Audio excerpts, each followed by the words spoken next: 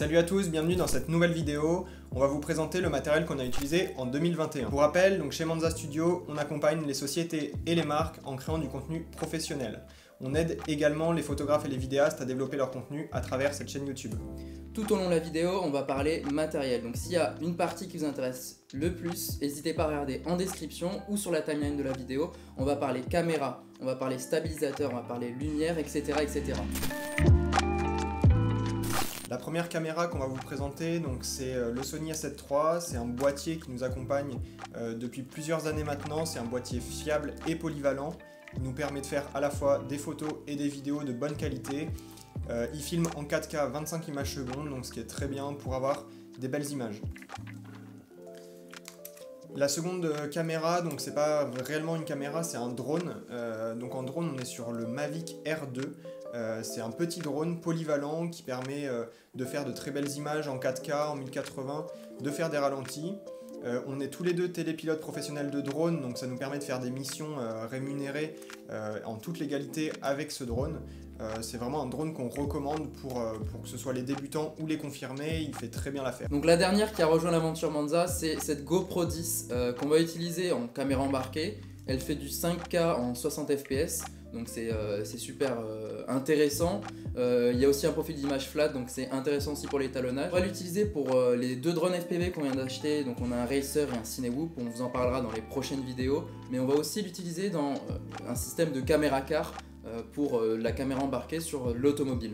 On passe maintenant aux objectifs, donc on va parler en premier lieu de focale fixe. Premier objectif, Sigma, c'est un macro, donc macro ça permet de faire du détail. Ce qui est intéressant c'est pouvoir mettre en valeur la précision sur des objets par exemple, mettre en valeur aussi le savoir-faire de la société. On utilise en second lieu le 35 mm de chez Sony, lui il ouvre à 1.8 donc intéressant dans certaines conditions de tournage. C'est un objectif qu'on utilise principalement pour du portrait mais il est aussi polyvalent. On a parlé des focales fixes, je vais maintenant vous parler des zooms. Le premier que je vais vous présenter, c'est le 28-75 de chez Tamron. C'est l'objectif qu'on utilise le plus régulièrement. Il ouvre à 2.8, il est très polyvalent. Il nous permet de faire la majorité des plans qu'on a besoin lors de nos vidéos. D'ailleurs, si vous commencez dans la photo ou la vidéo, c'est vraiment l'objectif qu'on vous conseille. Je vais vous parler maintenant de deux autres objectifs qui sont des grands angles. Donc on a le 17-28. Toujours de chez Tamron, qui est très bien, très polyvalent, qui ouvre à 2.8 et qui permet donc d'avoir des plans très larges. Pour certaines situations, ça peut être très utile. On a également le 16-35, donc cette fois de chez Sony. C'est quasiment la même focale, sauf que celui-ci ouvre à f4 et donc on peut avoir un peu moins de lumière. Ces deux objectifs vont être très intéressants pour la photo et la vidéo immobilière, ou alors pour tout ce qui va être paysage, tout simplement parce que l'angle de vue est très important. Le dernier objectif que je vais vous présenter, c'est le 70-180, toujours de la marque Tamron. Il est très polyvalent, il ouvre à 2.8, donc de 70 à 180. On l'utilise très souvent sur nos productions photos et vidéos. Le flou d'arrière-plan à 180 à 2.8 est vraiment très intéressant et permet d'avoir de très belles images. Maintenant on va parler lumière. Donc là on vous présente la Godox SL150, donc c'est notre lumière principale et celle qui est en train de nous éclairer à l'instant là, c'est la SL60. Donc 60 watts c'est celle qui éclaire un peu moins et 150 c'est celle qui va vraiment éclairer beaucoup plus. Voilà pourquoi c'est notre lumière principale.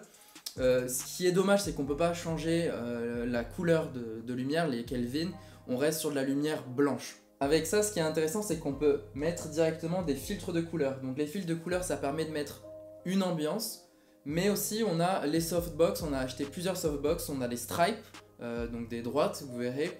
On a celle en cloche donc qui permet aussi d'une lumière ambiante, reproduire une lumière ambiante et directement une softbox classique. On utilise aussi ces lumières RGB, cela permet de mettre une lumière soit en backlight, donc une lumière d'ambiance, donc ça peut être intéressant pour tout ce qui est décor et cadre, pour l'améliorer. Mais aussi ça peut être très intéressant quand tu es en run and gun et que tu n'as pas le temps de sortir la grosse light et d'éclairer un sujet. Après les lights, je vais vous présenter les stabilisateurs qu'on utilise. Le premier c'est celui-ci, c'est le Ronin SC. C'est un petit stabilisateur qui fait très bien l'affaire quand on a un setup léger. Il est très petit, il se démonte facilement et du coup pour tout ce qui est voyage, run and gun, c'est très facile d'utilisation. Le deuxième stabilisateur qu'on utilise, on en a récemment fait l'acquisition, c'est celui-ci, c'est le Ronin RS2. Donc il est un peu plus gros, un peu plus imposant, mais permet de soutenir des setups un peu plus lourds. On l'utilise maintenant sur tous nos tournages parce qu'il permet de soutenir n'importe quel setup. Les avantages de ce stabilisateur par rapport au Ronin SC, c'est qu'il a un écran, donc on va pouvoir venir faire tous les réglages directement sur l'écran. Également, on va pouvoir fixer un petit boîtier qui s'appelle le Raven Eye, qui va permettre de déporter en fait l'image que voit notre boîtier sur un écran externe ou directement sur l'écran du stabilisateur.